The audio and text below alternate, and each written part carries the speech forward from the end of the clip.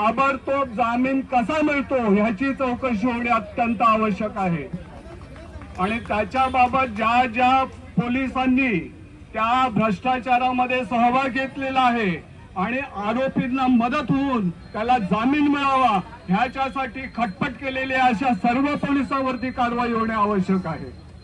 आणि त्या दृष्टिकोनातून मी आपल्याला थोडं कायद्याचं सांगू इच्छितो की हा जो गुन्हा आहे हा जामीन नसलेला नॉन बेलेबल स्वरूपाचा गुन्हा असल्यामुळे शक्यतो असं होतं, जवळपास 100% असं होतं की ज्या ज्या आरोपी विरुद्ध असा गुन्हा लागला जातो तो आरोपी पहिल्यांदा अटकपूर्व जामीन मला मिळावा अशी खटपट करतो।